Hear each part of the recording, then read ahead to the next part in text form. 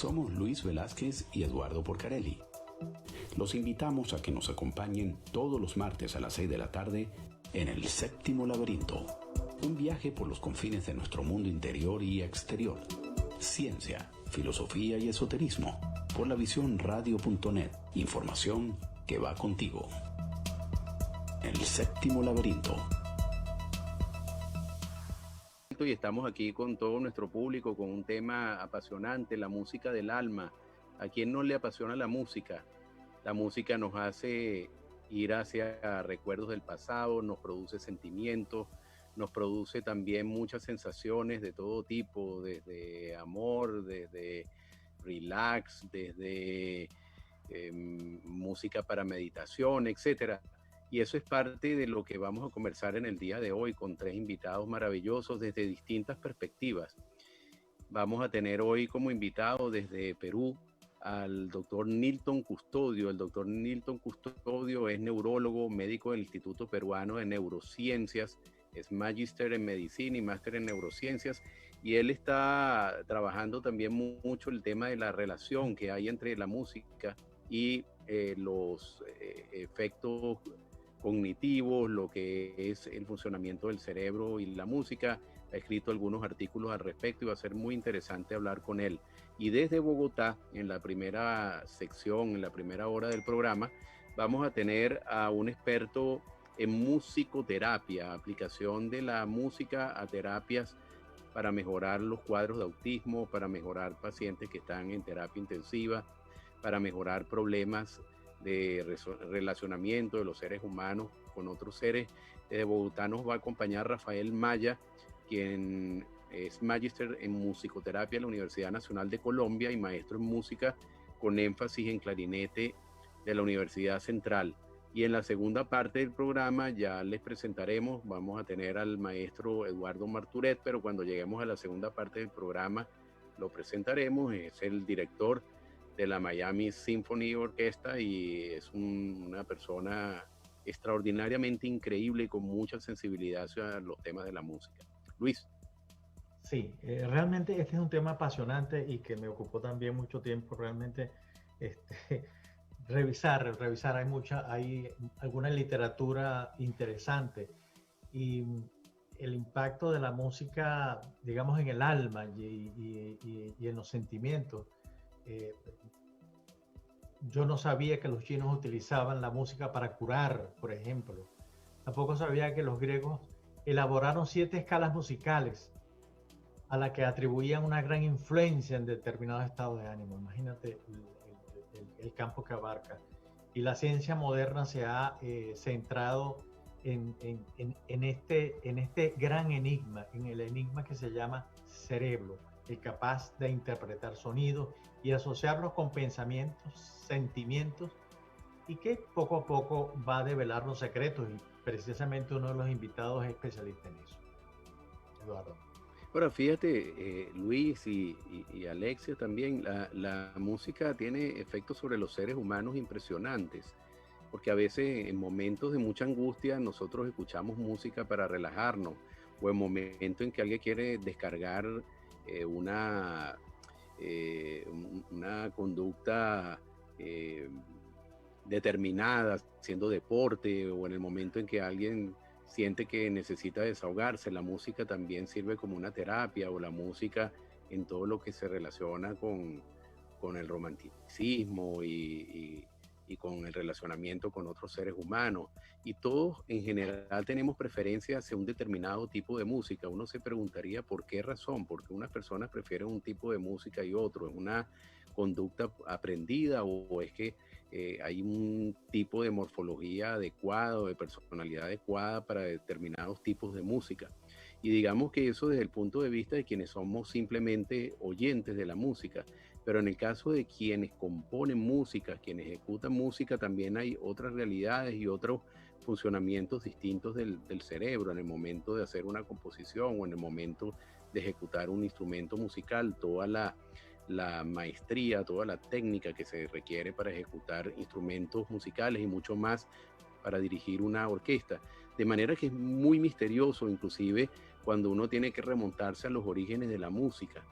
cuando comenzaron a mezclarse esos primeros sonidos que tuvieron una relación entre sí, que dieron un tipo determinado de melodía, o cuando se hace muy común una melodía en vez de otra, ¿qué hay detrás de eso? Ahí entra la cultura, entran tantos elementos que en el día de hoy verdaderamente necesitamos orientación de grandes expertos en el tema, y sobre todo esta área que tiene algunos años, que es aplicar las terapias musicales para mejorar las condiciones de determinados pacientes. Sí, efectivamente, por las lecturas que hice, la música afecta a una parte del cerebro que es precisamente el que controla absolutamente y que regula todas las emociones del ser humano. La memoria, el hambre, los instintos sexuales, en fin, todo eso, la tristeza, la alegría, y ahí va dirigido, y eso es impresionante cómo lo afecta a uno mismo. Yo a veces que hay canciones eh, que me gustan pero me afectan y me ponen triste. Sí. Hay interpretaciones de las mismas canciones que con otros artistas, con otras orquestas, y sin embargo me exaltan y me ponen de un humor muy importante. Y a veces me ha sucedido que escuchando una canción que me gusta mucho me vienen muchas ideas a la cabeza, me vienen muchas cosas que no solamente me quisiera realizar, sino que llego y cuando regreso a la casa puedo sentarme a la computadora y escribir cualquier cosa, que sé que eso va a quedar muy bien, y lo escribo de un solo trazo. Oh, excelente, Luis. Yo creo que ya podríamos entonces comenzar a nutrirnos de lo que son nuestros dos invitados en el día de hoy. Me dicen que ya están por entrar al programa, a la espera de entrar al programa. Creo que sería interesante entender desde el punto de vista científico todo eso que tú estás relatando de las sensaciones que produce en el ser humano la música vía de lo que es el funcionamiento del cerebro. No sé si ya está en nuestro programa para llevarlo al aire al doctor Nilton. Según lo que me dijeron a través del audio, ellos entraban en el segundo bloque, señores, ¿verdad? ¿Estamos bien? Sí, estamos bien entonces. Ok. Luis. Después del primer corte comercial entran ellos, exactamente. Entonces, como yo te decía, hay momentos en que mira, incluso hasta una salsa, hasta un merengue que es muy propio de nuestras tierras, te causa emociones, tristezas, y te ocasiona también mucha alegría. Hay una en particular que, por supuesto, no voy a decirlo. Si no estuviera Alexia, a lo mejor lo digo. ¿Cuál?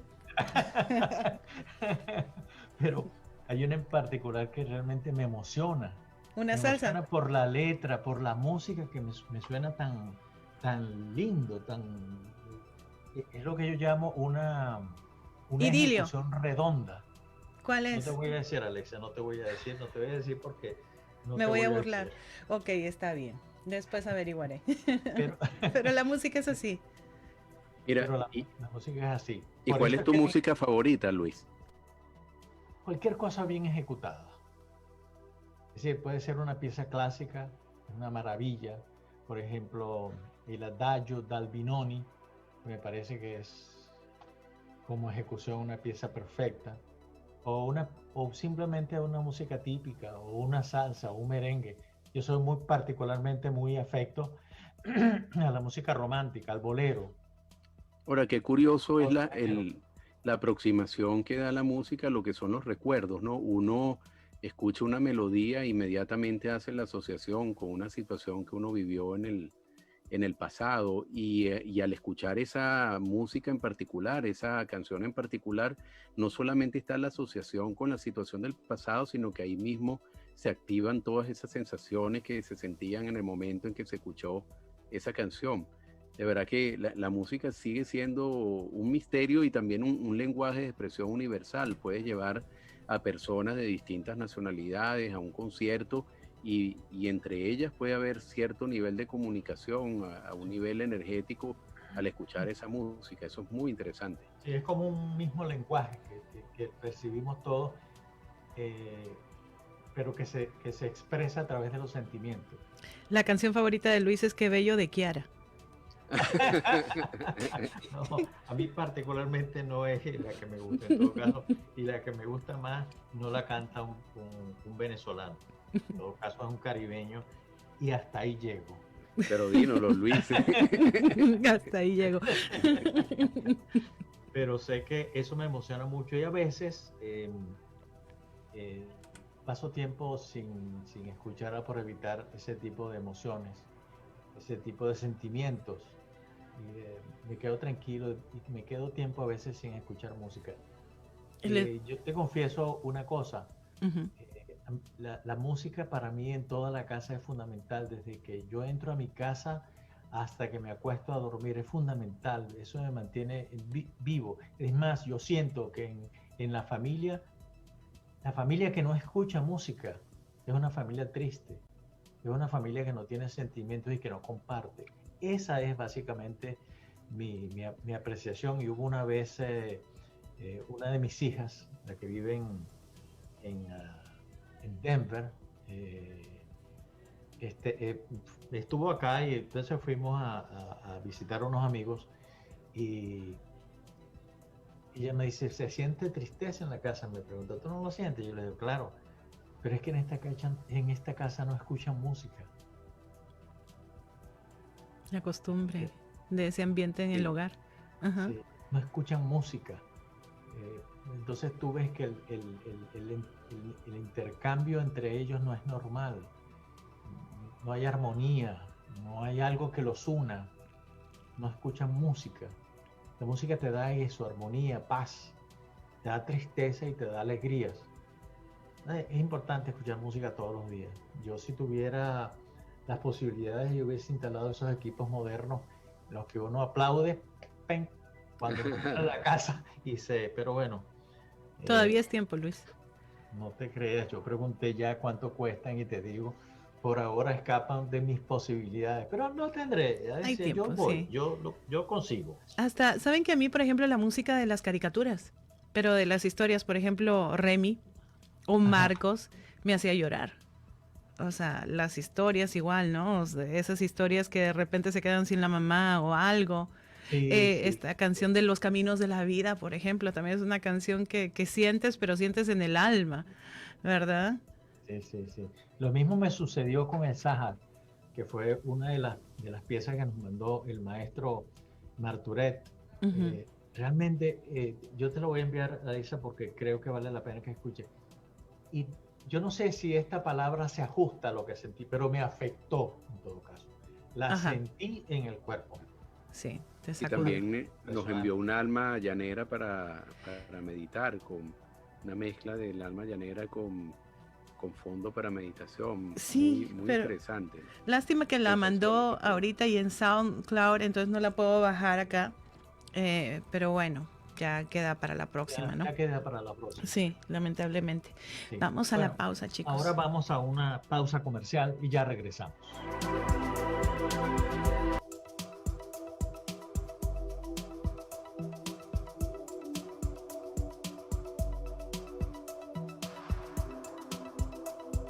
Estamos de regreso en el séptimo laberinto. Tenemos un programa muy interesante sobre la música y el alma.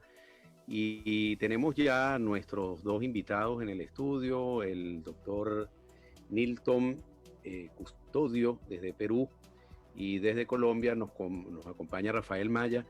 Al doctor Nilton Custodio, bienvenido. ¿Cómo está usted? Buenas tardes. Hola, buenas tardes. Mucho gusto y muchas gracias por la invitación. Un placer tenerlo, doctor Custodio. Y quería preguntarle sobre el cerebro y la música.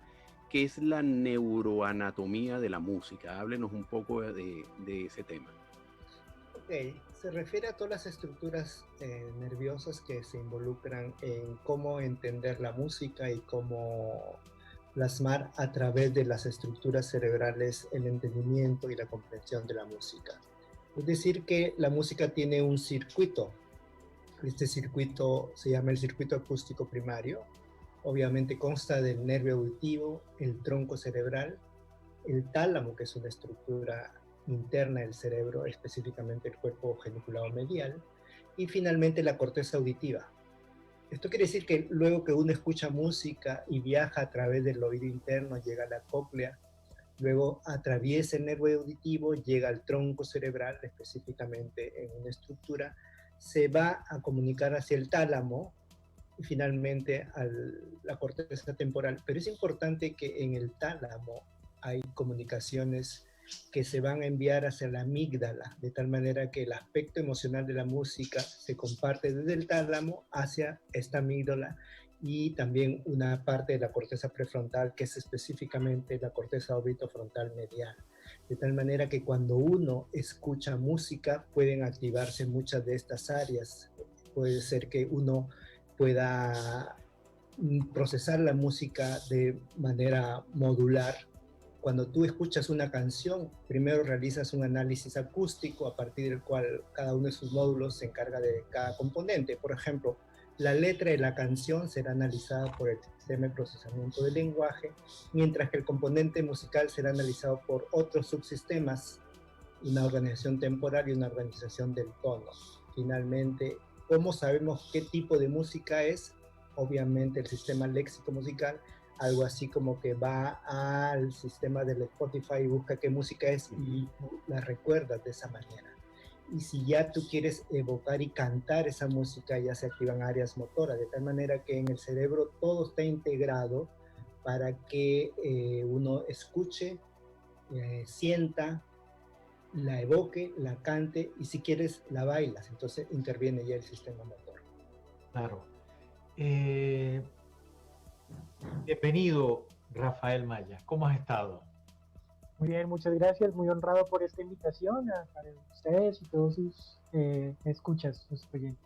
Sí, sí, excelente, excelente. Tu experiencia es algo realmente importante para el tratamiento directo de algunas enfermedades, algunos problemas, incluso motores. Yo al inicio del programa le decía, comentaba a Eduardo, que en la preparación del programa para nutrirme un poco más del tema, estuve leyendo algunos escritos y entonces descubrí que ya los chinos en la antigüedad utilizaban algunos sonidos como para tratar algunas enfermedades. Incluso los griegos entendí que habían creado algunas notas musicales especiales, 7 notas musicales especiales que servían para no solamente curar enfermedades físicas, sino enfermedades que tenían que ver con la psique. Sí. ¿Cuál es tu opinión?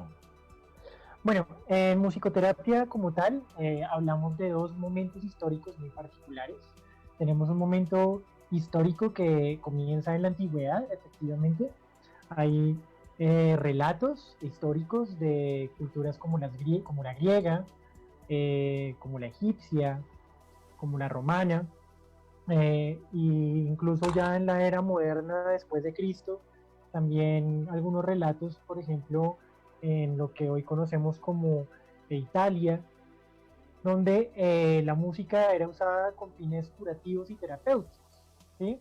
Ese es un primer momento histórico del cual, pues, como base nos ayudó muchísimo a entender cómo a nivel cultural se ha venido usando la música. Sin embargo, hay un segundo momento, que es un momento ya que llamamos moderno, que surge después de la Segunda Guerra Mundial, a partir del año 1950, cuando se crea la Asociación Americana de Musicoterapia, y es porque varios músicos, después de la Segunda Guerra Mundial, empezaron a ir a los hospitales a tocar música para los heridos de las batallas, para los soldados que llegaban heridos de estos lugares, y empezaron a darse cuenta que habían soldados que, por ejemplo, tenían algunas lesiones neurológicas, que no podían hablar, pero que de pronto empezaban a cantar, ¿no? Cosas muy particulares como esas. También en Inglaterra empezaron a darse cuenta, una unión muy importante de un músico llamado Paul Nordhoff y un educador especial llamado Clive Robbins, donde este músico iba a tocar el piano a un hospital de niños con trastornos en el neurodesarrollo, y empezaba a darse cuenta, Clive Robbins empezó a darse cuenta que estos niños tenían una afinidad especial por la música, ¿sí? Entonces, a raíz de todas estas experiencias iniciales, se crean unas asociaciones de musicoterapia, la Asociación Americana de Musicoterapia y la Asociación Británica de Musicoterapia, donde empiezan a reunirse estos músicos y otra serie de profesionales interesados en la música en el campo clínico a desarrollar investigaciones, ¿sí? Entonces ya se empieza a hablar de una terapia basada en la evidencia, donde nos damos cuenta que de pronto tal vez el enfoque que se le daba antiguamente, se creía que la música curaba ciertas enfermedades, pero ahora cuando ya empezamos a hablar de una terapia basada en la evidencia, empezamos a darnos cuenta que la música es un coayudante en los tratamientos, en las intervenciones de salud, ¿sí? Asimismo, también es un coayudante en intervenciones de tipo educativo o es un coayudante en intervenciones de tipo comunitario, ¿sí? Ya no tenemos el enfoque propiamente de la musicoterapia como una medicina como se hacía antes, por ejemplo, en Italia con el tarantismo, que se le recetaba tarantelas a las personas para que sudaran el veneno de una tarántula, pero ahora tenemos un efecto, un enfoque completamente alternativo en algunos casos y en otros casos complementario. Alternativo porque en algunos casos hay personas que van a sesiones de musicoterapia alternando con otras prácticas, y complementario porque utilizamos la musicoterapia para ayudar a mitigar algunos efectos negativos de algunos tratamientos salutogénicos como lo es la quimioterapia, por ejemplo. Acompañamos a los pacientes en procesos de dolor o en procesos de rehabilitación. Muy bien. Ahora, doctor Custodio, una pregunta. En su intervención usted comentaba sobre las vinculaciones que hay dentro del cerebro con lo que es la música y el lenguaje, la música y la memoria, la música y el sistema afectivo y emotivo. Pero yo me pregunto, cuando hay daño cerebral, estas tres facetas de relación entre la música y el lenguaje, la memoria y el sistema afectivo emotivo se ven perturbadas al punto tal que la música prácticamente no tendría un efecto o siempre tendría un efecto. Estamos hablando de casos donde hay daño cerebral o otro tipo de casos. ¿Cómo es el funcionamiento de esa dinámica? Interesante porque el cerebro no funciona como estructura, sino como un todo, en base a redes. Lo que antiguamente conocíamos como el cerebro focalizado, el derecho y el izquierdo son distintos, el izquierdo es más artístico, el derecho es más motor, y eso no se cumple realmente. En realidad se funciona en base a redes. Y es interesante porque cuando hay daño cerebral, el término que encontramos que se llama plasticidad cerebral, eso quiere decir que las neuronas que perdieron un funcionamiento pueden ser reemplazadas por otras, no solo en el sentido de que se reemplazan, sino que adquieren la función de las áreas que han sido perdidas. Y eso es muy interesante. Lo podemos ver en cualquier tipo de enfermedad neurológica como infartos cerebrales, stroke, traumatismos craneales. Y interesante también en pacientes con enfermedades degenerativas crónicas como la enfermedad de Alzheimer, por ejemplo. La memoria está perdida, la memoria de hechos episódicos está perdida, pero el área de la música, que es un área que está en otra área, puede verse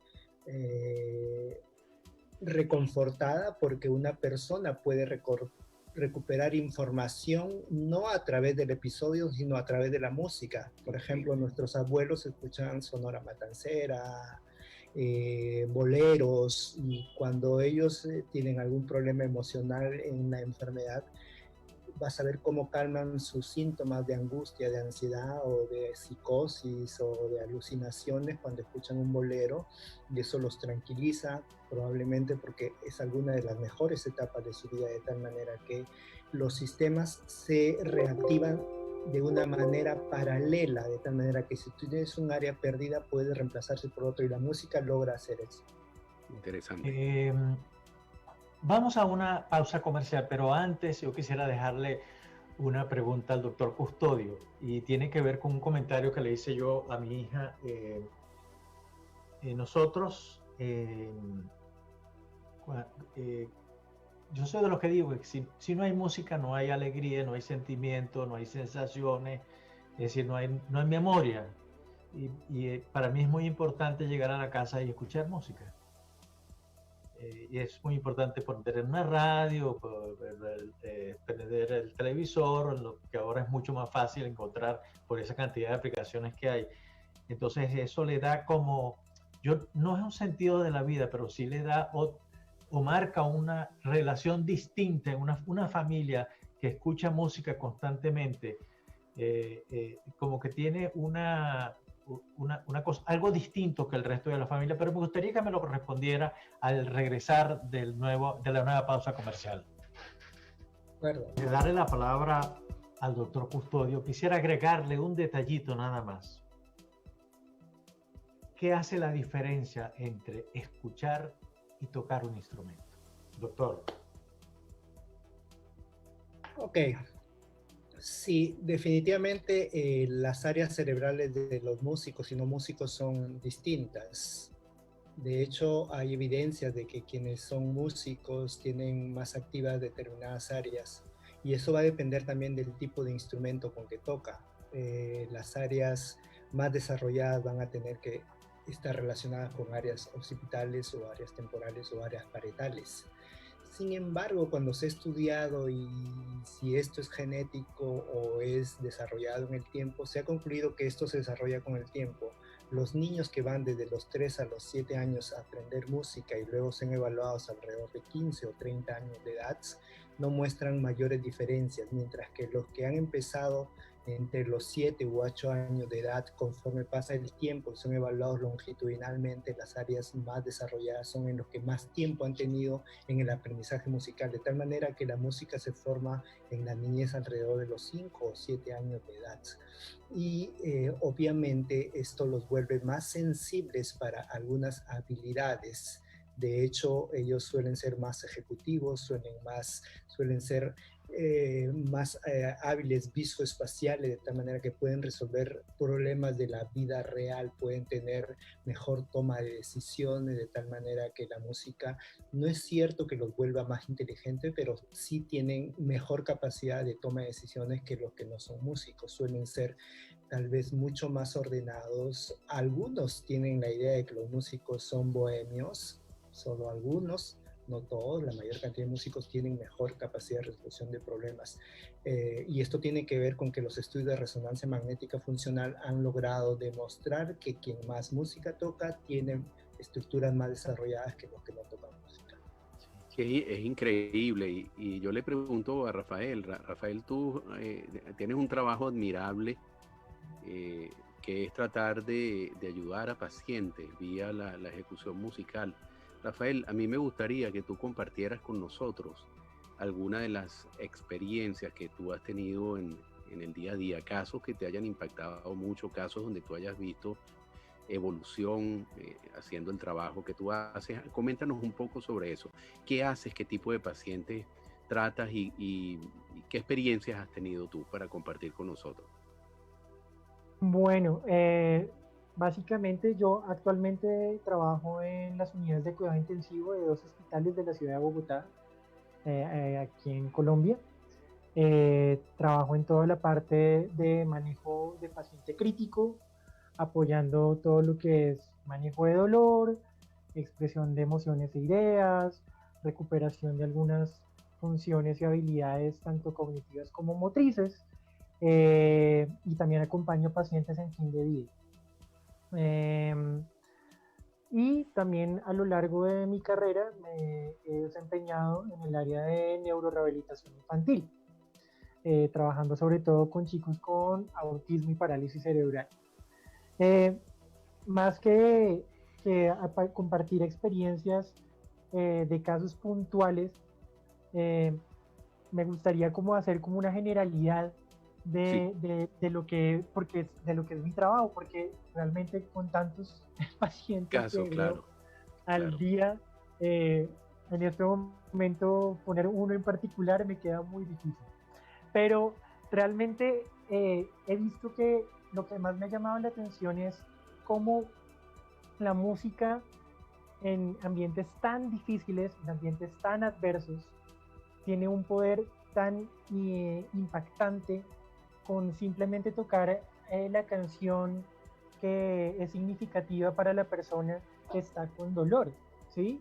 O simplemente hacer alguna relajación guiada por medio de música donde yo toco y le voy dando algunas indicaciones a la persona para que respire mejor, y como esos cambios que pueden parecer muy sencillos, que pueden parecer muy simples, realizan grandes efectos en la disminución, por ejemplo, de la percepción del dolor.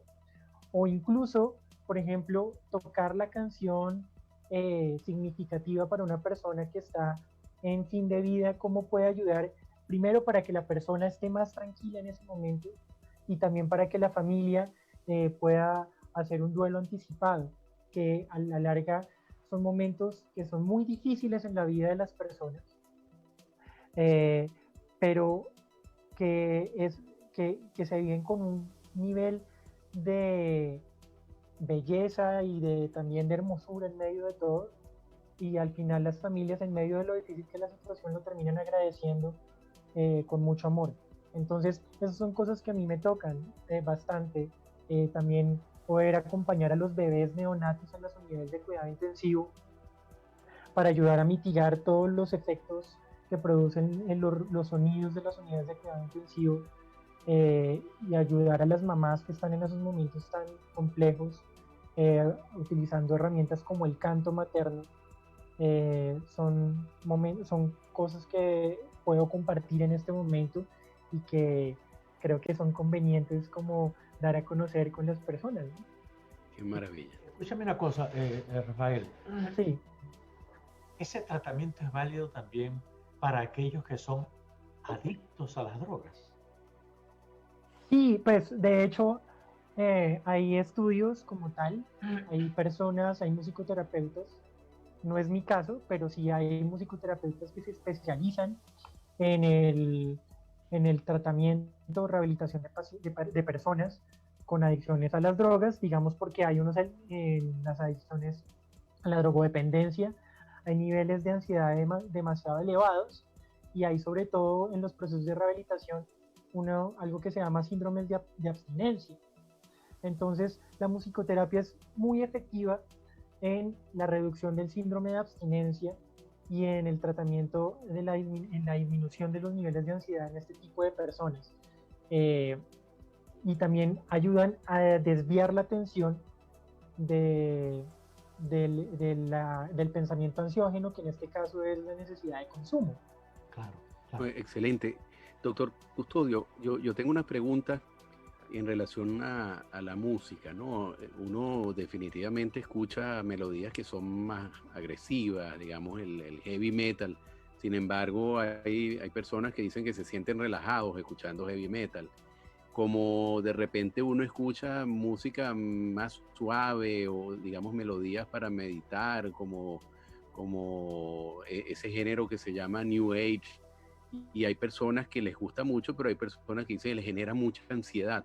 Entonces, le pregunto, doctor Custodio, ¿hay efectos específicos de acuerdo al tipo de melodía en el cerebro humano y de acuerdo al tipo de personalidad? Es decir, para alguna persona una música que es agradable, para otros puede ser depresiva y viceversa. Y también a los dos le haría la pregunta sobre la aplicación de estas terapias y la depresión. Ok, sí, muchas gracias por la pregunta. Es muy importante porque el tipo de música que uno escucha no determina si estás tranquilo o estás exaltado por la música.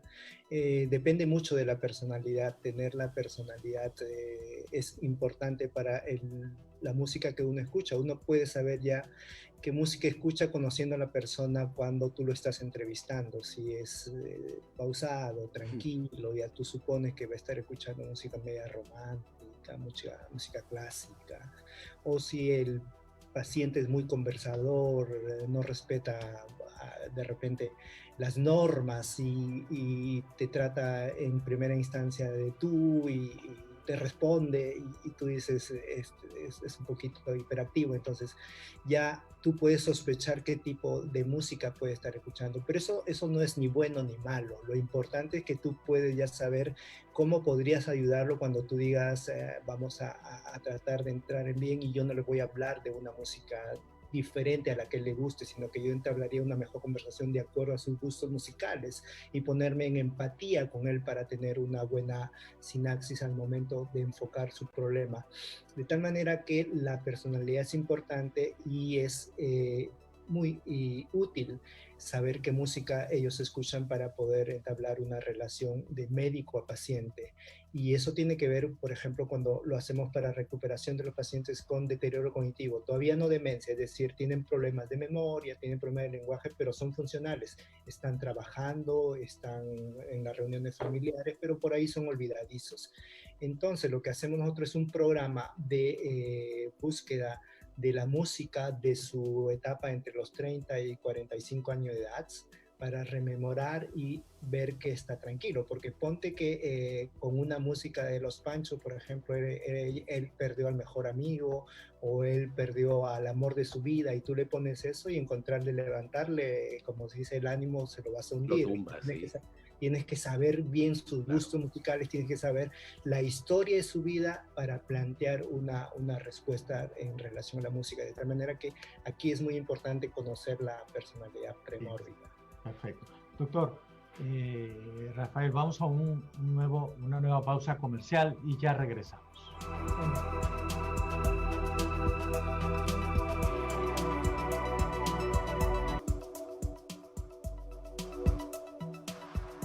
Volumen, micrófono.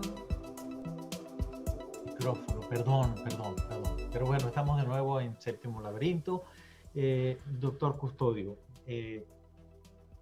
¿se puede señalar que la música para el ser humano es como la pieza que falta para que empecemos a andar por el mundo en normalidad? Es lo que nos daría, lo que nos falta. ¿Qué nos falta en todo esto? Porque la música activa sentimiento, activa emociones, ayuda a la parte motriz. Es un elemento esencial en la formación del individuo. Como usted lo señaló hace unos minutos, se ha medido los resultados en niños cuando empiezan a estudiar música desde muy temprana edad hasta cierta edad, y luego se les mide cuando tienen 13, 14, 15 años y se pueden detectar los efectos que eso ha sucedido.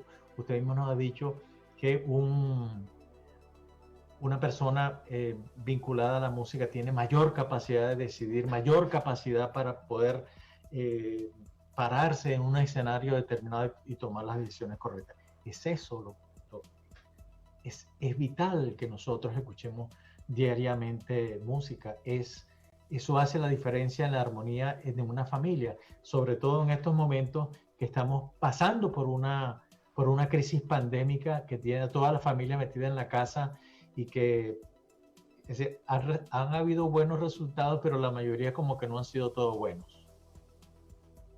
En estas épocas de pandemia reviste de gran importancia el hecho de estar solo o estar acompañado. La distancia física que se estableció en las familias se entendió mal y se estableció una distancia social, y todas las personas empezaron a tener problemas de salud mental, sobre todo, particularmente los pacientes de la tercera edad empezaron a estar un tanto deprimidos, ansiosos con el futuro, no vean a sus hijos, no saben qué está pasando con los demás. Entonces, una de las estrategias era establecer contacto visual a través de videollamadas o a través de estas plataformas modernas, y ellos han tenido que aprender en el camino, pero fundamentalmente lo que decíamos es la música para que ellos sientan lo que estaban pasando cuando eran más jóvenes y cuando ellos también tenían que pasar otras crisis. Ellos han pasado peores crisis en Latinoamérica, las crisis económicas han sido una y tras otra, las crisis políticas, de tal manera que esta pandemia es una más de la que están pasando, me dicen mis pacientes de la tercera edad,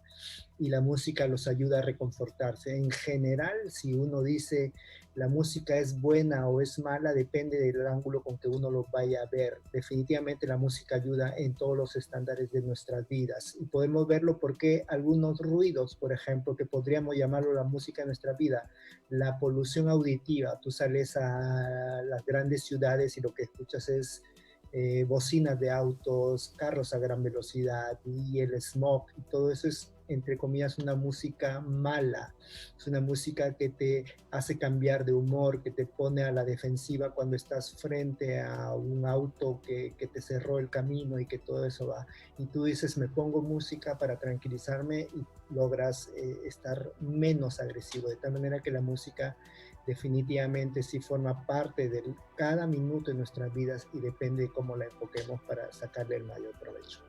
Ahora, Rafael, hay algo que se ha popularizado mucho en la cultura, que es el llamado efecto Mozart. No hay ninguna prueba concluyente sobre escuchar música compuesta por Mozart y algunos cambios específicos, pero sin embargo está muy popularizado el efecto Mozart. ¿Tú nos pudieras hablar un poco de lo que es el efecto Mozart y también el tipo de música particular que tú ejecutas o usas con tus pacientes y donde sientes que hay más efectos positivos? Porque yo digo, bueno, un paciente lamentablemente en estado terminal, de repente llevar una música de Metallica o de un grupo de heavy metal, lo que va a hacer es generar más angustia entre el paciente y los familiares, pero otro tipo de música sí causa un efecto particular. ¿Qué nos puedes decir de eso? Efecto Mozart y tipos de música que tú utilizas para tratar a tus pacientes. Sí, pues el Mozart Effect fue un estudio que salió a finales de los 90, principios de los 2000, no tengo ahorita claro el año, y es un estudio básicamente que decía que la música de Mozart producía niños más inteligentes. Con el tiempo, varios investigadores intentaron ver qué sucedía, si eso era cierto o era mentira, y finalmente pues no han encontrado una respuesta concluyente frente a esto. O sea, la ventaja que sí despertó el efecto Mozart es que empezó a promover nuevas investigaciones alrededor de la música y la primera infancia. Una de ellas, uno de los resultados más importantes que han arrojado esas otras investigaciones es que se dieron cuenta que si bien la música de Mozart no era que produjera efectos más, produjera niños más inteligentes, sí hizo una correlación entre qué sonidos o qué tipo de música era más llamativa para los niños. Y se descubrió que, por ejemplo, para los bebés y para los niños, la música con sonidos consonantes tiene mucho más, es mucho más comunicativa para ellos y genera mucho más placer y es mucho más entendible para ellos que la música con sonidos disonantes, como los sonidos que podemos encontrar en el rock o como los sonidos que podríamos encontrar en el pop moderno. Entonces, no está mal colocarle música clásica a los niños, pero no precisamente por eso es que vas a tener un niño más inteligente. La música, eso nos conecta con el segundo punto de tu pregunta. Usualmente nos preguntan cuál es la mejor música, cuál es la música terapéutica, cuál es la música que ustedes utilizan en sesiones. Y la verdad es que la música terapéutica es la música de cada persona. La música construye nuestra identidad, la música construye nuestras historias de vida y está relacionada a nuestros padres, a nuestros hermanos, a nuestros amigos y a cada momento especial de nuestras vidas. Entonces, realmente la música terapéutica es la música que uno ha hecho parte de su vida. Y sí, en algunos casos a pacientes en fin de vida nos ha tocado llevarles rock y lo hemos hecho, ¿sí? En mi caso particular, yo prefiero tocar la música a ponerla en un aparato reproductor de música, porque sí sabemos que en musicoterapia es muy importante la relación terapéutica. Y la relación terapéutica en torno a la música es mucho más rica cuando el terapeuta y el paciente hacen música juntos, o cuando el terapeuta es quien lleva esa música y la modifica según las necesidades del paciente. Entonces, si bien podemos utilizar el rock, pero podemos utilizar algunas características del rock. Podemos utilizar la letra y podemos cambiar un poco la melodía, o podemos cambiar un poco la armonía, o incluso podemos cambiar el ritmo, ¿sí? Y podemos jugar con esos elementos de la música. Esa es la riqueza de poder hacer la música en vivo, en la sesión. Una música personalizada. Bueno, ya lamentablemente, digo lamentablemente porque siento que el tiempo se nos hizo muy corto. Nos quedan 2 minutos de este segmento. Me gustaría en 1 minuto que Rafael nos comente de la academia donde él trabaja en Colombia, hace trabajo conjunto en Colombia, y el doctor Custodio que nos comente brevemente sobre el trabajo que está realizando específicamente con la música. Hay un artículo en internet en coautoría que escribió el doctor, que yo se los recomiendo muchísimo. Ustedes colocan doctor Nilton Custodio y colocan artículo y le va a aparecer un artículo muy bien condensado, muy bien escrito, que vale la pena leerlo. Vamos a aprovechar este minutico que nos queda final. Bueno, yo trabajo en Sono Centro de Musicoterapia. Somos un equipo de musicoterapeutas que trabajamos en varios hospitales de la ciudad de Bogotá, en las unidades de cuidado intensivo de esos hospitales.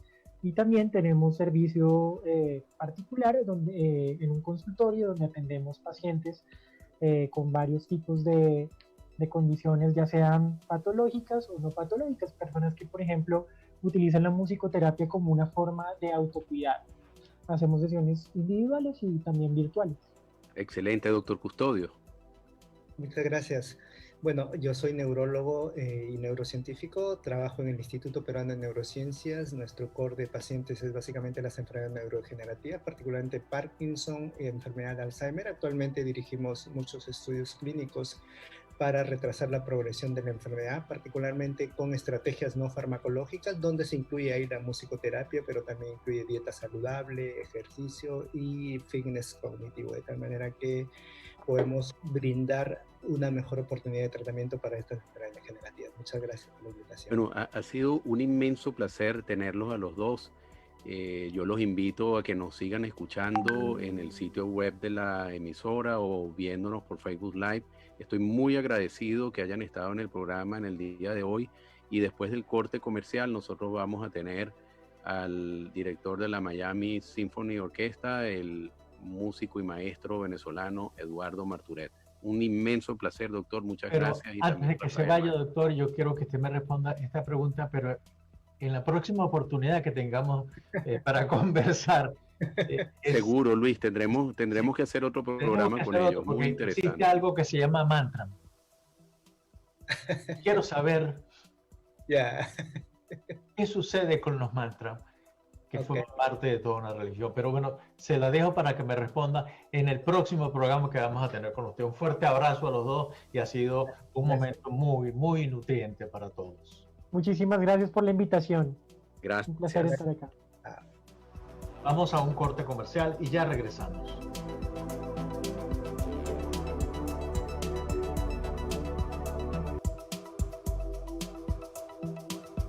Al programa El Séptimo Laberinto. Nos pueden ver en vivo por Facebook Live y escucharnos en la sitio web de la emisora de radio, lavisionradio.net. Estamos de regreso con un invitado verdaderamente de lujo. Es el maestro Eduardo Marturet. Nos acompaña también su esposa, Eduardo Marturet, para hablarles un poquito de él.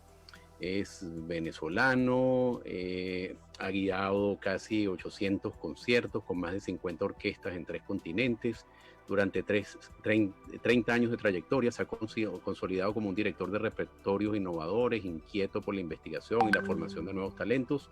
Desde el año 2006, titular de la Orquesta Sinfónica de Miami de Estados Unidos. Es importante recordar, en 1971 estudió en el East Anglia University en Cambridge, Inglaterra, donde obtuvo un título en piano, percusión, dirección, orquesta y composición. De verdad que hablar del currículum del maestro Eduardo Marturet nos llevaría casi todo el programa, pero le damos la bienvenida al maestro Marturet y a su esposa. Buenas tardes a los dos. Hola, buenas tardes. Encantado de estar con ustedes, realmente un invitado de lujo, como tú dices. Muchas gracias. Qué honor, el honor es todo nuestro. Muchísimas gracias con esa introducción. Y bueno, imagínense, qué dicha estar con gente tan importante como ustedes. Por cierto, me están mandando un mensaje de texto que no saben cómo conectarse al YouTube. Les hemos dado a nuestra gente un link, pero que es facebook.com/lavisión.tl, pero no parece que no está ahí. Yo me encargo, no se preocupen, en este momento les voy a trasladar a través del Zoom lo que es el link correcto para que ustedes lo puedan compartir. Entonces, por favor, en este momento revisen ahí en el Zoom, van a encontrar ya el link puesto para que lo puedan compartir. Ahí está. Ya salimos en vivo, o todavía no estamos en vivo. No, estamos en vivo. Oh. Ya estamos. Hola Luis, hola Eduardo. Hola. Aquí estoy con otro Eduardo. Un placer, Atina. Encantado. Eduardo. Bueno, doctor maestro Marturet y Atina, el programa de hoy es la música y el alma. Ustedes, con la experiencia que tienen, y usted, maestro, hay una vinculación que nosotros podamos hacer entre la música y el alma. Yo después quiero preguntarle sobre el tema del silencio y la música y el valor de las expresiones musicales en el concierto y otros temas, pero ¿qué ideas se le vienen a usted a la mente cuando hablamos de la música y el alma? Pero claro que sí. O sea, es que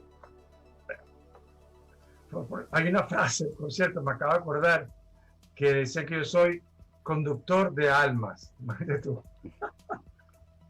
Que soy director de almas. Y yo creo que justamente la música es pura alma, y el alma para mí es pura música.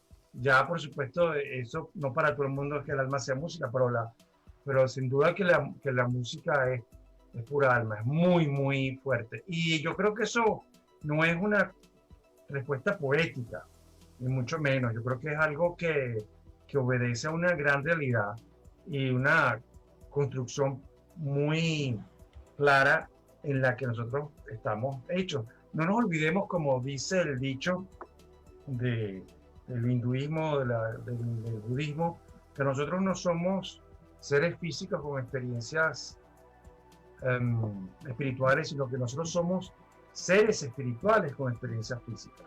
Y esa es una una manera más bien muy simple de describir ese tema, ¿no te parece?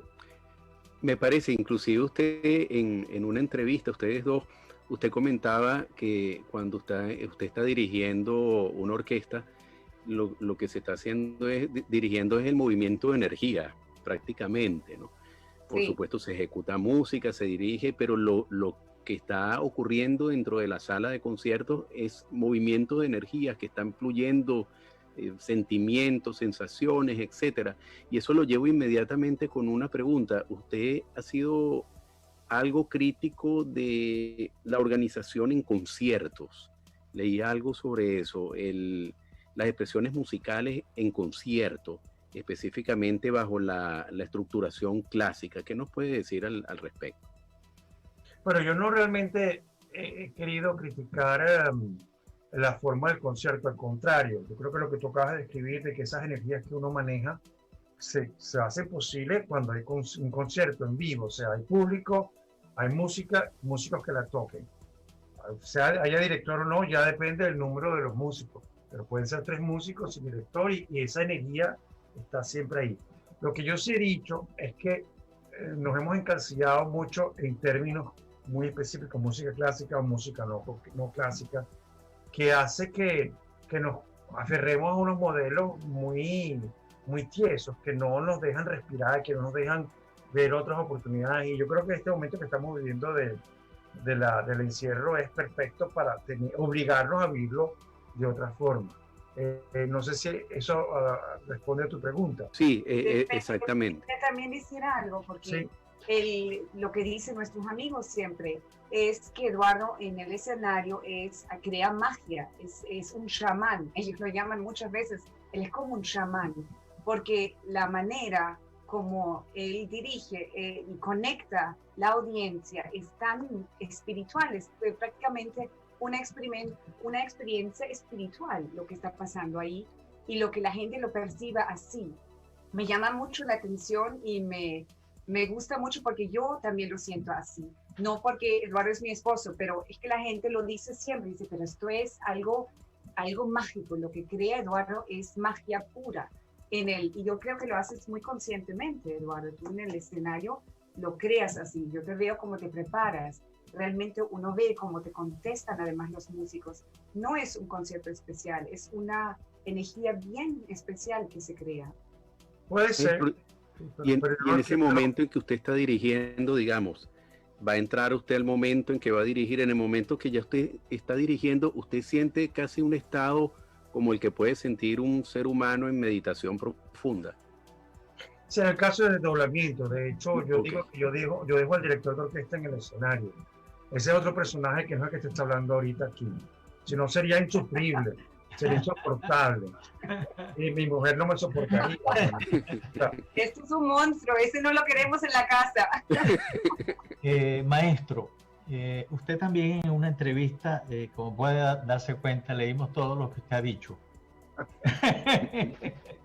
Realmente, usted dijo una cosa que me llamó mucho la atención y es, todavía no hemos desarrollado la tecnología espiritual. ¿A qué se refería usted en ese momento?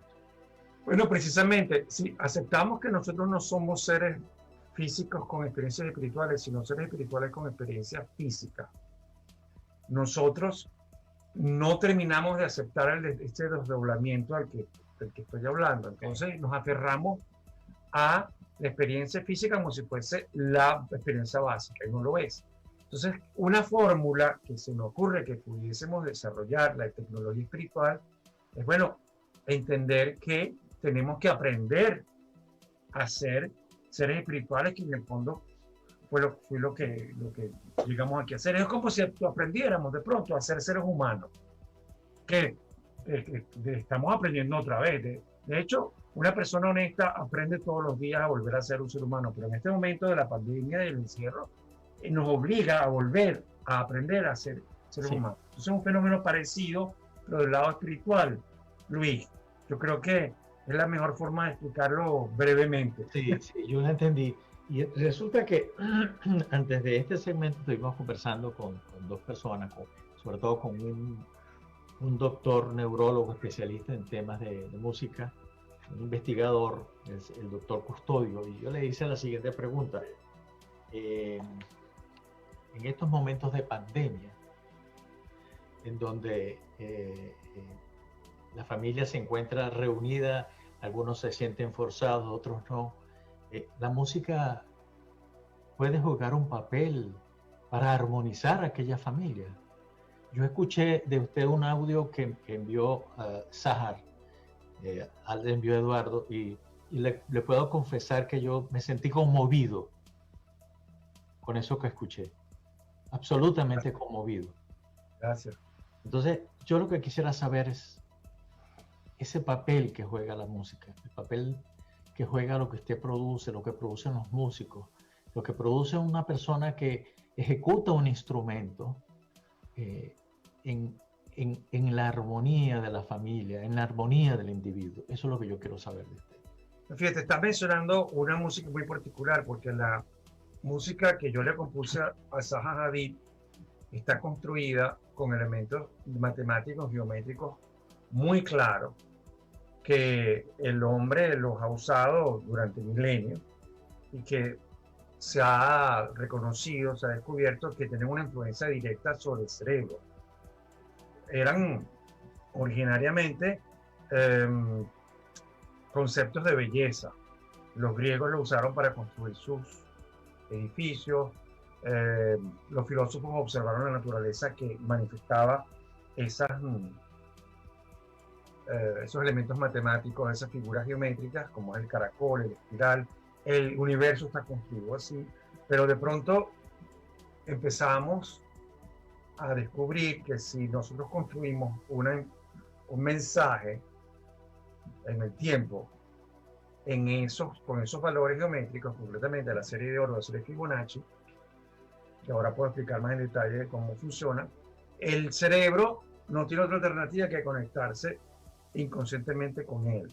Esa música de Saja está toda construida así. Por supuesto, hay un elemento que la cubre, que es que la música es bonita, que tiene unos acordes agradables, pero básicamente todo lo que lleva es esa información geométrica, matemática, que hace que, como nosotros estamos construidos de esa misma manera, en nuestro ADN, desde nuestro ADN hasta porque el mismo ADN es una espiral, como esto es una espiral, la serie Fibonacci, entonces no nos queda otra que conectarnos. Y produce entonces esos elementos de gran placidez, yo digo que induce ondas alfa en el cerebro, te ayuda a la concentración, puede inclusive mejorarte el sueño si padeces de falta de él, o sea, cantidades de elementos que están ahí. Claro, la música sin esos elementos también tiene muchísima fuerza. No tiene que tener la fórmula matemática para llegar a tener esa experiencia, pero la fórmula matemática a la que me refiero ayuda muchísimo, magnifican muchísimo la experiencia. De hecho, yo que tengo, por mi esposa, que es actriz, tengo una cercanía muy, muy grande con el cine, he querido compartir con mis colegas cineastas la fuerza que tiene esas secuencias matemáticas, y me ha costado trabajo de que se den cuenta, porque solamente no tiene que ser música. En este programa, por ejemplo, que ocurre en el tiempo, porque tiene que ocurrir en el tiempo, pudiese estar programado los eventos en esa serie y inmediatamente la gente se agarra más. Y por último, para dar una idea, están en nuestros elementos de gusto, de belleza, que si nosotros vamos a un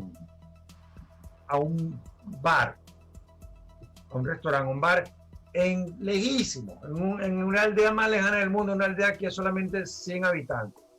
Entramos al bar y vemos que hay un sombrero colgado en una pared, y el 99% de las probabilidades es que ese lugar donde clavaron el sombrero, donde está el clavo donde el sombrero se cuelga, está hecho o está concebido en serie Fibonacci cerebro. ¿Por qué? Porque es una expresión del gusto humano. Excelente, maestro. Tenemos que ir a Yatina a un corte comercial y regresamos ahorita. Estamos de regreso de nuevo con el maestro Eduardo Marturet, director de la Miami Symphony Orchestra, y su esposa Atina Clioumi. Muy bien. Y tenemos buenas noticias porque Alexia nos comenta de que puede colocarnos un trozo del joropo que nos envió el maestro. No sé, Alexia, si podemos poner un trocito ahorita y después le quiero hacer una pregunta a Tina y al maestro.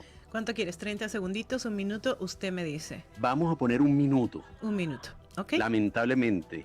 Bueno, es para dejar picada a la gente. Bellísimo. ¿Verdad? Ok, Hay listo. que ser brillante para hacer eso, es una maravilla. Pero ese joropo no es mío, ese joropo es la alma llanera. Yo sé. Un arreglo de Santiago Bonora. Ahora explico quién es. Sí, una maravilla. Pero antes que vayamos para allá, aquí está Saja's Place, el CD de la música que hablamos, que acabamos de hablar, que es la famosa arquitecta que se murió hace 2 o 3 años, y Eduardo era muy amigo de ella, y él se inspiró en las obras que ella hace, y por eso compuso esa música, y esa música por eso se llama Saja's Place, en el espacio de Saja. ¿No? Y eso qué maravilla, muchas gracias, qué maravilla. Se puede oír en SoundCloud. Pero es algo que ya el programa que ya hablamos demasiado nosotros. Yo no sé. No, queremos escucharlo a ustedes. Nosotros no dirigimos hoy el programa, son ellos. No, entre todos, lo hacemos entre todos. Dale. 5, 4, 3, 2, 1.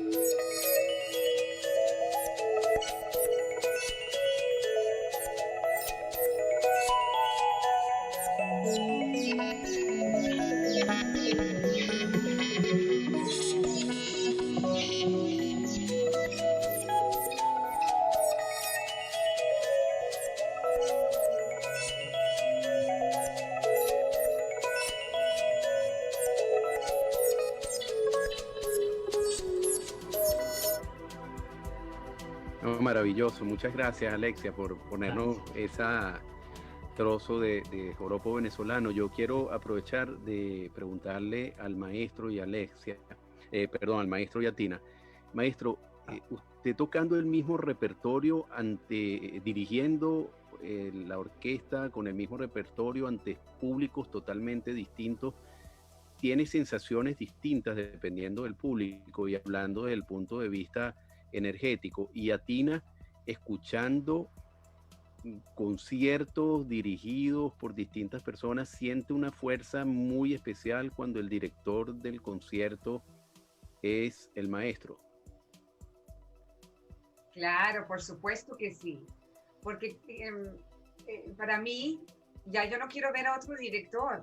O sea, yo admiro muchísimo, y no lo digo por Eduardo, yo admiro muchísimo lo que Eduardo hace en el escenario, porque esa conexión que él tiene con los músicos es tan espiritual, tan lindo, es de verlo y experimentarlo, que es algo único. Además, no es un director que solamente está allá parado y no pasa nada, pasan tantas cosas, la manera como dirige y los niveles.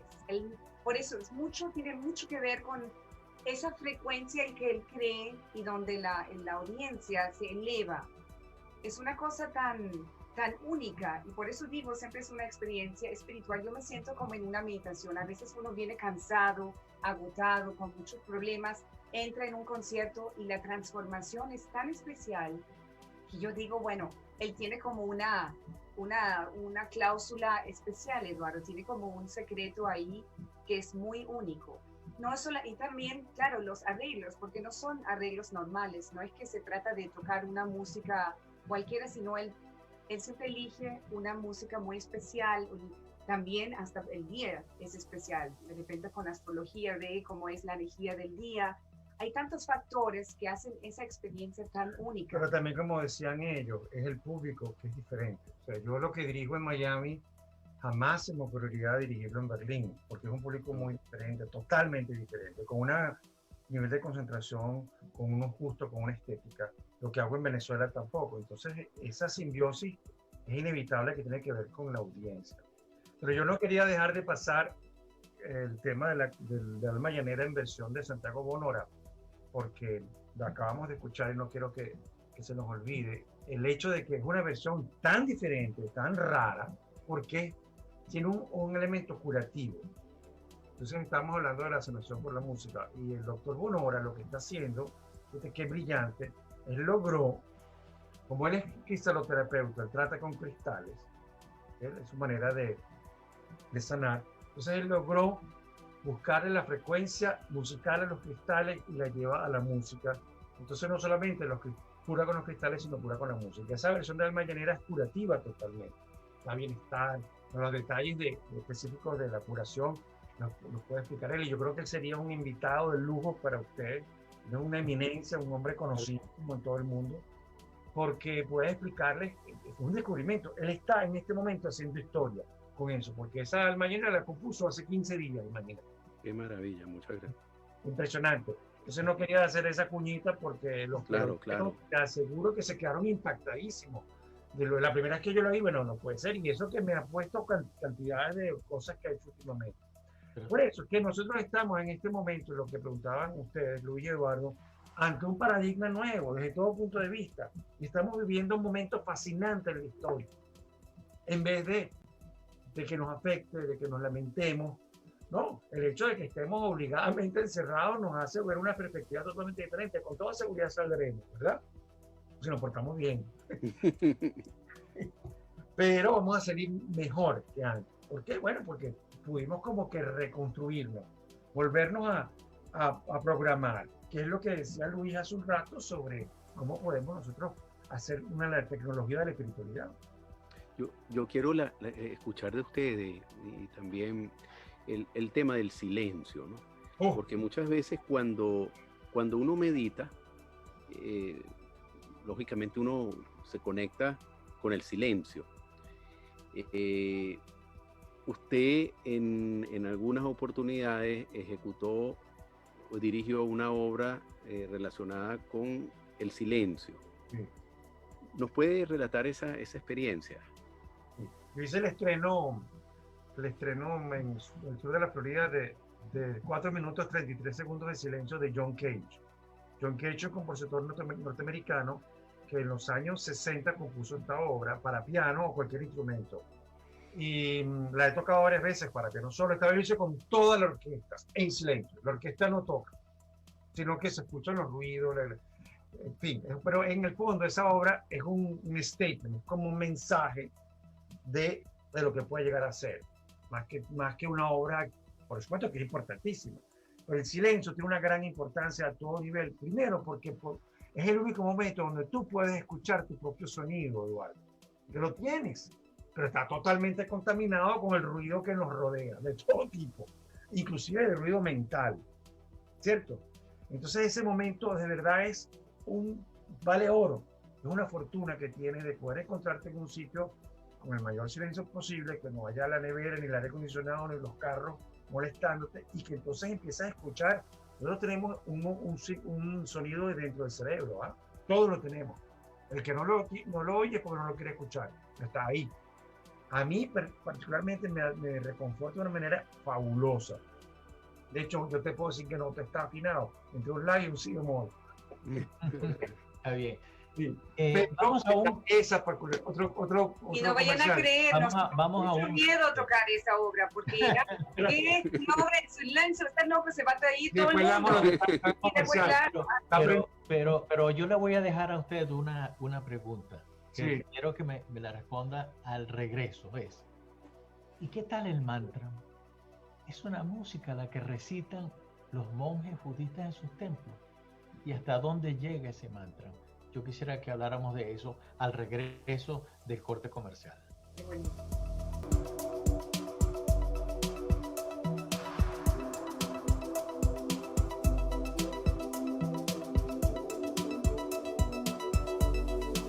Ya de vuelta. Estamos de regreso en el séptimo laberinto. Estamos conversando con el maestro Eduardo Masturete. Maestro, yo le dejé una inquietud antes de ir a a ese corte comercial. Veo que usted además tiene trabajos en eso. Así es. Entonces, me gustaría saber, efectivamente, ¿es el mantra música? ¿Hasta dónde llega ese mantra? Ese sonido esencial en el ser humano. ¿Es ese sonido del que usted habla? Es la expresión externa de un sonido interno. Yo pienso que sí, pero transformada en un proceso místico. Es como la oración, ¿ok? El Padre Nuestro, el Ave María, es una expresión externa de un proceso místico. Los mantras budistas también lo son. Claro, ellos son muy enfocados en la vibración per se, entonces se concentran como... Como el OM. Como el OM, exacto. Es un sonido original del o sea, el OM original tiene una frecuencia específica que en la Tierra. Entonces, sí. Es todo relacionado con escucharse. Esa pieza que yo les puse en el link, en el chat, que es mantra, fue inspirada precisamente por un mantra tibetano. Nosotros estudiamos el budismo, Atin y yo, hace muchos años, por el interés, por la curiosidad de lo que representa. Y encontramos un mundo impresionante que tiene que ver con la meditación, con la reflexión, con sentirte bien. Y para eso es que funcionan los mantras, aunque dicen, viste que con un mantra fuerte tú puedes crear tormenta y acabar con cualquier cosa. Sería un nivel físico muy fuerte, ¿entiendes? Por eso Sí, es que dicen que el que canta ahora dos veces, ¿no? Es un dicho popular. Pero yo tengo una pregunta, maestro. ¿La música transmite algo o son las personas las que le ponen el sentimiento? O sea, cuando una persona, por ejemplo, se relaciona con una obra de arte, tiene sensaciones distintas, ¿no? Dependiendo de la persona. Una obra de arte específica, un cuadro, no tiene por qué gustarle a todo el mundo, produce sensaciones distintas. En el caso de la música, ¿transmite algo o la persona es la que le pone el sentimiento y cree que le está transmitiendo una sensación específica? Yo creo que es una calle de doble vía, Eduardo. Tiene los dos ángulos. La música tiene un mensaje específico, una vibración específica, pero el receptor también le da su interpretación. Y lo ves que es lo que yo decía antes, la pregunta anterior, de que para mí la música no puede clasificarse entre clásica y no clásica, esto y lo otro, sino que tiene que ser toda la variedad de ella. Hay dos tipos de música, lo digo siempre, solamente dos, la buena y la mala. Exactamente, no, y también ahí uno dice, bueno, las tonalidades mayores entiendo que producen sensaciones más alegres, las menores más tristes. Exactamente, pero eso es, mira, hay gente que vibra con el reggaetón, y hay gente que lo detesta, que se puede morir, que es así como si fuese llevarlo a una tortura china. O sea, ¿cómo hacemos? Pero ahora que escuchan... ¿Para qué? O sea, si uno quiere bailar, entonces claro, el reggaetón... Claro, es el momento. Es moverte, pero si quieres ir para adentro y buscas algo más conectado con el alma, entonces, bueno, son sonidos diferentes, ¿no? Y ahí escuchan a Tina y usted, maestro, en el día a día, en la casa, en el carro, cuando están juntos, ¿qué escuchan los dos? ¿Tienen los mismos gustos musicales exactos? ¿Y qué tipo de música escuchan ambos? Es muy diferente. Tina escucha música griega, música de todo tipo, pero yo no escucho nada. Yo no pongo ninguna música en mi casa ni en el carro. La tengo todo el tiempo en el cerebro, me vuelvo loco. Y cuando estoy trabajando, claro, no me queda otra, pero si por invitar a una gente a cenar, tomar su vinito, prenderle el grano, no. Y lo peor que puedes hacer cuando vamos a un restaurante, ponerle música, Eduardo siempre lo manda a apagar. O sea, me encanta el silencio porque, claro, si se lo pasa en esto, ¿no? Pero, estudia siempre música. Pero fíjate algo importantísimo que dijeron ellos hace un momento que no puedo dejar de pasar. Hablaron de tonalidad mayor y tonalidad menor. O sea, los acordes mayores son como tú dices, alegres, y los acordes menores son como tristes. Pero la casualidad que los acordes menores, que son tristes, son los que te hacen vibrar a una frecuencia más alta. Pero en cualquier caso, no pudiera convivir uno sin el otro. Si tú no tuvieses un acorde mayor, el menor no vale nada, porque es el más y el menos. Es el blanco y el negro. Claro, como en el drama, como en el cine. Sin drama. Claro, el signo positivo y negativo, como en el cine. Tú no puedes tener una historia con el bueno nada más, tú necesitas el malo. Claro. Interactúa con el bueno, ¿cierto? Claro. Y ese contraste es donde está basada toda la expresión estética musical, que es tensión y relajamiento.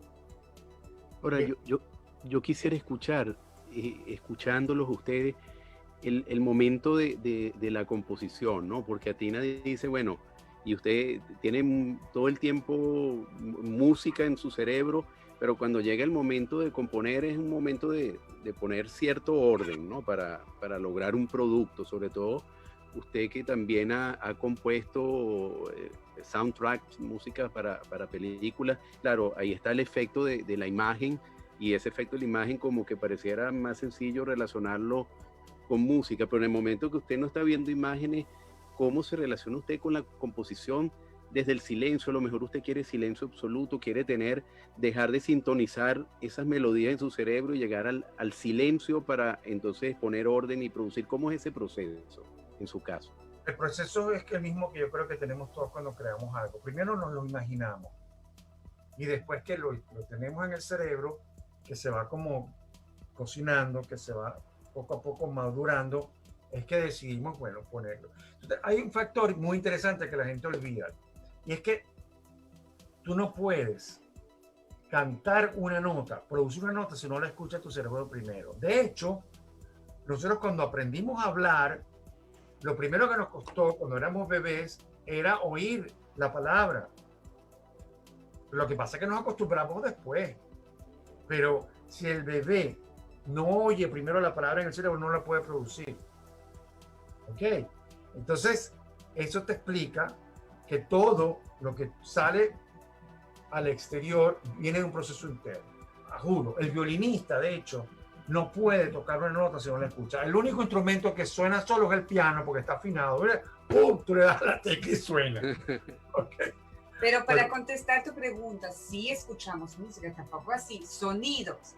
Todo el tiempo tenemos sonidos. Por ejemplo, esta música que escuchamos de sanación, la escuchamos casi todos los días. Nosotros ponemos sonidos para tranquilizarnos, para balancearnos casi a diario. No, eso para hacer algo específico, pero no para distraerme ni para disfrutar. La música del doctor Bonora, música del doctor Bonora la ponemos para sentirnos bien. Y el proceso de composición, como preguntaban. Y la de Saja ponemos muchas veces en el carro para también tranquilizarnos. De hecho, un tema interesante sobre la música de Saja, que los niños autistas inmediatamente se calman con esa música. Es bien interesante, bien importante, y eso está comprobado. Sí, y muchos terapeutas la usan ya. Sí, el doctor Bonora lo usó por mucho tiempo. Ahora que se puso a componer, bueno, ya está en otra estratosfera. Pero por volver a la pregunta de ustedes, que es muy importante, el proceso de creativo, yo creo que es igual en todos. Nosotros llegamos a exteriorizarlo cuando tú tienes una computadora y lo escribes, o lo escribes con un papel, pero tú no puedes expresarlo si no viene antes un proceso preparatorio. Claro, tú te puedes sentar en un piano y empiezas a jugar con las teclas, ¿ok? Y salen unos sonidos que te inspiran cosas, por supuesto. Como puedes perfectamente jugar con palabras poéticas, eso también te inspira. O escuchas algo, o ves algo que te parece precioso, ¿ok? Una persona, una mujer muy bella, o algo de la naturaleza, que una puesta de sol. Pero fíjate qué curioso, que sigue viniendo, entra para volver a salir. Es la tecnología espiritual la que Luis me preguntaba. Pero es un momento muy silente, es verdad. Porque totalmente silencio. Tú con el alma te conectas con ese cloud, si quieres decirlo así, con esa musa o esa inspiración, ¿no? Claro. Cósmica o no cósmica o lo que... Pero lo que ellos están diciendo es tan importante, porque en el fondo todos los seres humanos pudiésemos componer. Claro, somos capaces de crear. Si nos conectamos. Si nos conectamos con eso. Lo que pasa es que conectarse. Y creértelo. No, y creértelo. Sí, tener la autoestima de decir, yo puedo. Y es como la meditación, porque antes, hace 20 años, mucha gente no sabía meditar. No. Hoy en día ya es como algo normal. Sabemos ponernos en silencio, nos sentamos, ponemos una musiquita, otros ponen una vela, dependiendo para meterse en esa onda, en esa frecuencia. Ahora voy a ir para adentro. ¿Qué necesito para hacer esto? Una buena música, una buena vela y bueno, esos instrumentos pues. Y cuando ya está lista la composición y ustedes la escuchan, usted dice, bueno, he debido hacerla de esta manera, he debido hacerla de esta otra, y Atina dice, ¿qué te pasó aquí? ¿Has debido esto? ¿Has debido lo otro? ¿Qué pasa allí? No, es inevitable, después tú corriges, claro, cuando tú escuchas, bueno, esto porque claro, hasta que no se produce el sonido que vibra en el aire, la pieza no ha nacido todavía, no es música todavía. De hecho, tú la puedes componer en la computadora con unos sonidos electrónicos, no es música. Cuando en el caso mío de música clásica, música acústica, llamémosla no clásica, no acústica, sinfónica, cuando el sonido suena y vibra en el aire, es que nació de verdad. Entonces ahí puedo efectivamente corregir. Cuando es música de películas, ahí sí me pongo muy fuerte y a veces soy muy criticona, porque digo, pero mira, si ella está ahí muriéndose, perdió su vida, pone algo dramático, es un dolor, entonces casi le actúo y entonces, bueno, él reacciona. Así es. Maestro, vamos a un nuevo espacio comercial, pero antes yo quisiera hacerle la siguiente pregunta y tiene que ver con lo siguiente. Yo lamentablemente no toco ningún instrumento, más allá de pasarle la mano. Realmente no lo hago. Me hubiese gustado. No es que no sea tiempo, siempre hay tiempo para eso, pero yo tengo la idea de que cuando uno hace las cosas con amor y compromiso, por supuesto, el resultado es el resultado. Es no solamente lo que uno quiere, sino lo que uno se imagina que quieren los demás. Ahora, en base a eso, cuando usted toma la batuta, ¿qué siente, maestro? ¿Cómo se siente eso? ¿Cómo se siente el maestro Marturet con esa batuta dirigiendo a una orquesta? Vamos a una pausa comercial y ya regresamos.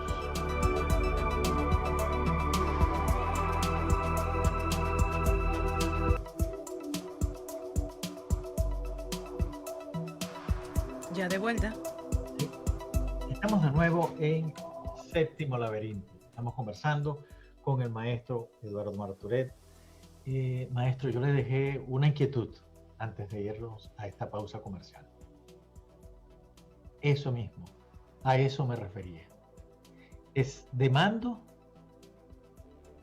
o no es de mando? ¿Es la guía? Bueno, es todo, es una guía, es de mando y es también una forma de dibujar en el espacio, pero es también un instrumento, como dice la varita mágica, ¿no? Tiene algo de mágico y tiene una energía muy especial. De hecho, estas batutas son construidas especialmente para mí, tienen la firma del que la hizo. Es un batutero, un constructor de batutas muy, muy famoso. Lamentablemente ya falleció y su hijo ahora ha continuado la construcción de las batutas. Y es un instrumento único, de una delicadeza, es algo de verdad muy, muy, muy, muy especial. Y no pesa nada, la gente No. piensa que pesa, es livianísimo. Sí. Bueno, hay muchísimos tipos de batutas. A ti te gusta pero, y esto sí. es, ¿cómo se llama esto? Esto es... No, esto es un corcho para que uno la pueda agarrar así mejor. Exacto. Pero la verdadera pregunta de Luis es que ¿cuál es el uso? Porque en el fondo es madera, un poquito de plástico, un poquito de corcho acá, no hay más nada. Claro. Eso, ¿no? Es en lo que tú la puedas convertir. Y en el fondo es un elongamiento de tu energía. La energía mía se concentra toda en la batuta y es ella la que la sigue. Y hay una técnica que uno va desarrollando intuitivamente porque nadie te puede enseñar a usar la batuta, eso uno lo aprende uno mismo. De hecho, hay un caso interesante, o un tema interesante, es que la dirección de orquesta no se enseña, por cierto. ¿No? No, se aprende. Ajá. Que es muy diferente. Claro. Cuando salen esos maestros, directores de orquesta que le dan clases, eso es cuento de camino. Pero tú tienes muchos alumnos. Yo tengo alumnos, Sí. yo tengo muchos alumnos, no muchos, media docena de alumnos que trabajan conmigo bajo esa premisa de que ellos vienen a trabajar conmigo para aprender. Yo no les enseño nada, porque es que no se puede enseñar. Y maestro y Atina, ¿hay algún instrumento en particular que toque el alma de ustedes más que otro? La pregunta se las hago a los dos. Por lo menos a mí la guitarra me toca el alma. Bien Todos tocada, me tocan el bien alma. tocada. Bien tocada. Por supuesto, todo bien tocado.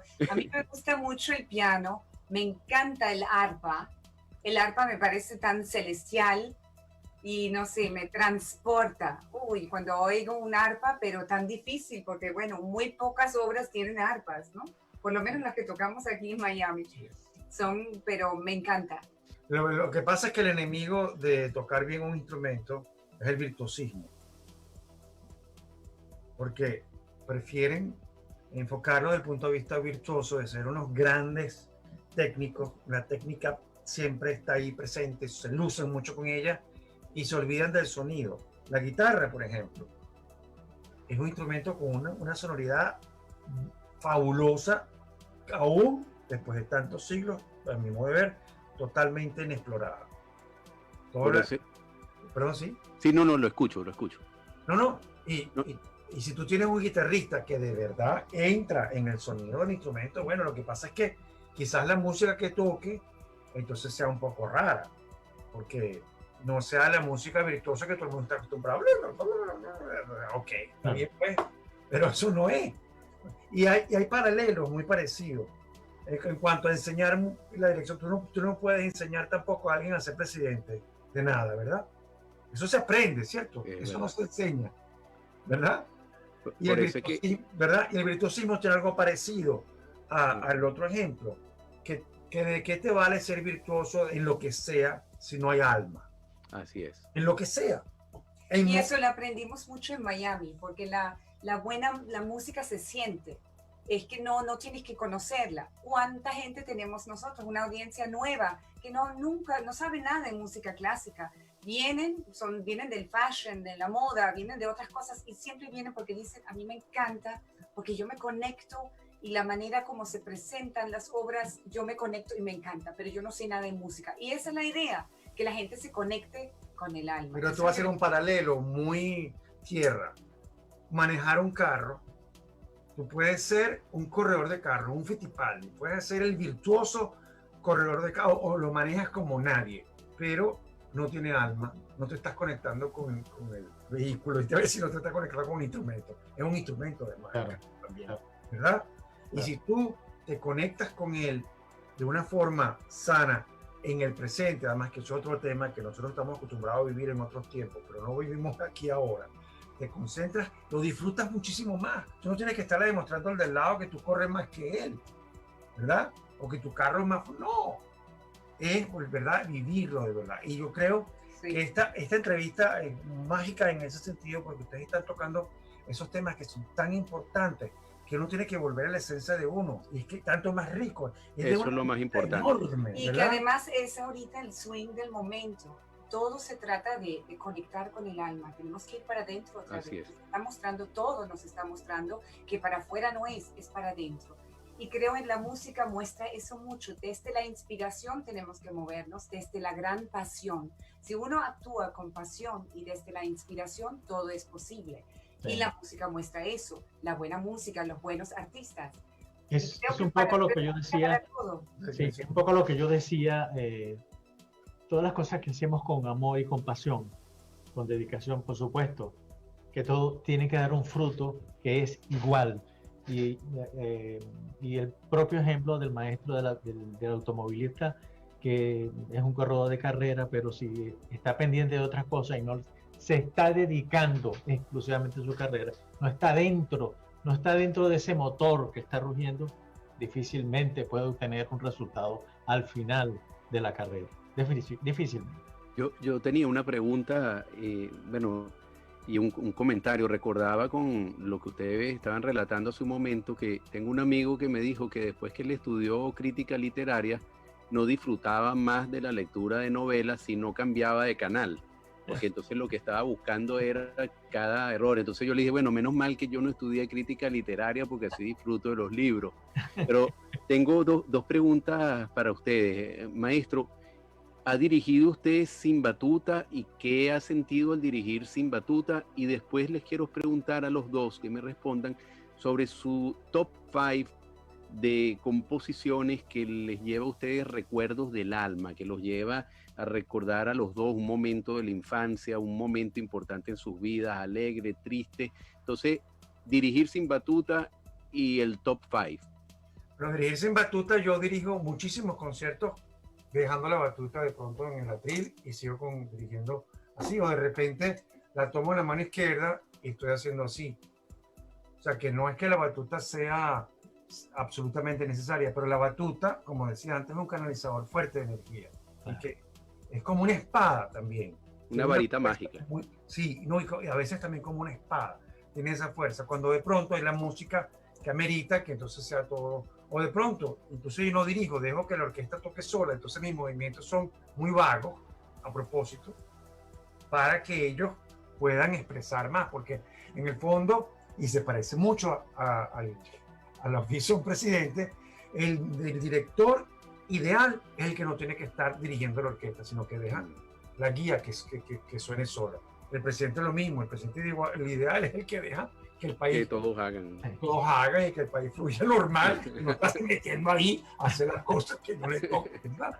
Es verdad. En cuanto a las preguntas de las canciones, mira, que te lo diga, Tina, a mí me cuesta un trabajo enorme confesarme, porque es que no son 5, serían 50, serían 500. Pero podemos decir algunas que nos gustan en los dos. Pero la que yo sí, para que el público escuche recomendaciones. Me encanta, porque Saja es, bueno, para todo, es para balancearse, no es música, son sonidos que simplemente te meten en una onda alfa, eso sí. Después me gusta muchísimo la música de esa película tan hermosa, A través del tiempo, ¿te acuerdas? Con este que hizo de Superman, ¿cómo se llamaba? A través del tiempo. Christopher Reeve. No. Christopher Reeve. Que Christopher Reeve lo hizo, exactamente, Christopher Reeve y, ay, ¿cómo se llama esa película? Hermosa, A través del tiempo. Pídele al tiempo que vuelva. ¿Cómo? Ya. bueno, no sé, ahorita no me viene. Hermosa esa música y interesante porque es un amor que bueno, que viaja a través del tiempo porque tiene que ver con épocas. Ella va como ellos van para atrás en el tiempo. Ay, no sé cómo se llama el título. Una música tan hermosa y como de otro mundo, por eso me gusta tanto, eleva muchísimo. Otra que nos gusta mucho es Every Time We Say Goodbye. Sí, esa es una canción de Cole Porter, en la versión de Annie Lennox, una maravilla.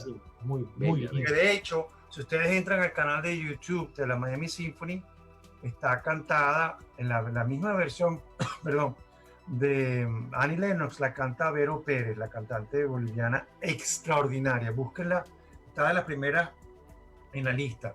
En el canal de YouTube de Miami Symphony, busquen Every Time I Say Goodbye de Cole Porter. Esa canción yo se la ponía a Tina cada vez que la dejaba en su casa, cada vez que me despido. Entonces. No, y también la música que nos gusta, otra muy linda, es la de Die Moldau.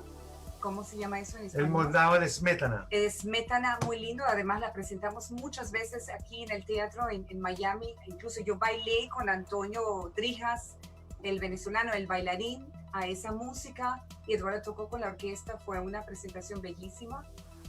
Hay una versión triste del himno nacional que yo compuse hace poco de años, que está también está en mi página de YouTube.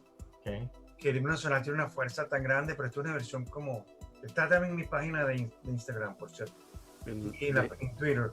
Es una versión triste que es desgarradora, porque de verdad es como el país que se llama Memorias de un Bravo Pueblo. Vamos a escuchar todo eso. Hace llorar. Si quieren maestro, llorar, no, mejor no. Maestro y Atina, nosotros casi que lloramos porque ya llegamos al final del programa y queríamos que esto se alargara mucho más. Sentimos que se hizo muy corto. Para nosotros fue un honor tenerlos a los dos en nuestro programa.